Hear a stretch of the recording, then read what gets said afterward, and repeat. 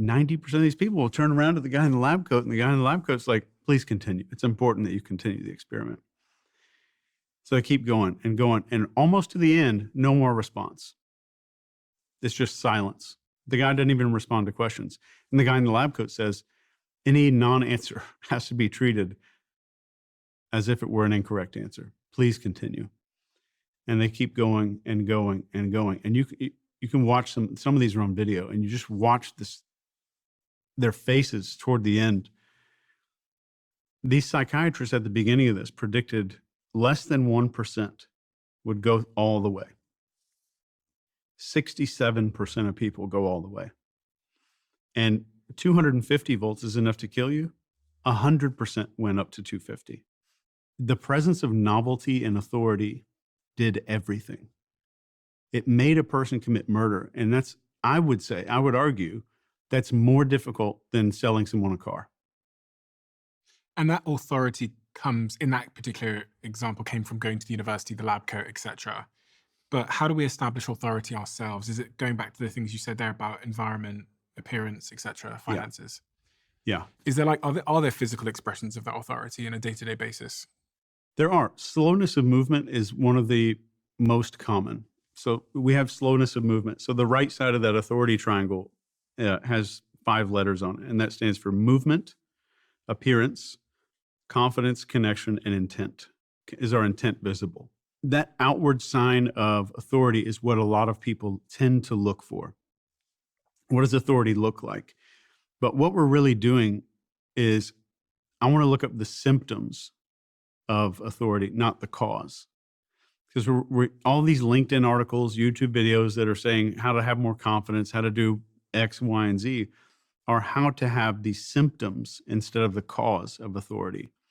So people with authority tend to sit up straight, but they don't sit up straight because they read an article. They sit up straight because they see the world a certain way. And that's so much of a difference between changing my worldview versus changing my posture. It's very different outcomes, and we're still generating those gut feelings in people. Interesting.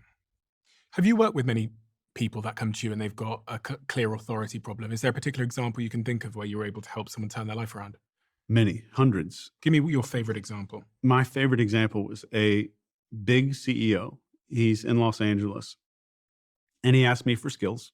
He starts off, I need the flight checklist. I don't need to learn to fly. I just need the checklist.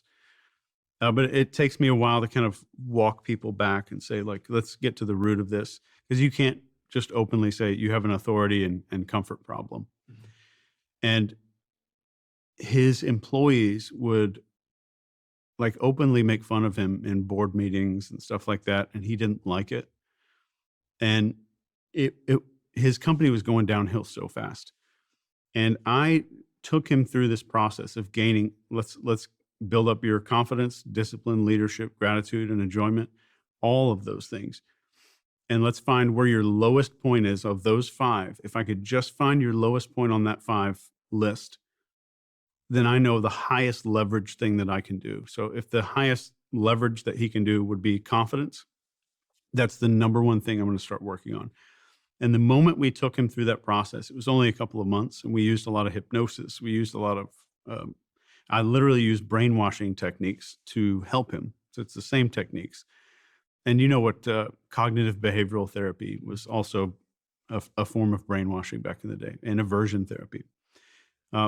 But within just a few months, he went from around, I think, 600 to 800K per month to like 4 million a month. All of his employees were on board. He had this huge shift. The problem comes when you're a coach and you make someone's life change that fast. They have to have an excuse. They can't go back to the office and like they're different, right? So they have to say this thing happened to me. I had this thing. So that's the first thing I work out with every client is like you're going to have to go back and tell them something happened that changed your life, because you have to have a reason that you're going back different.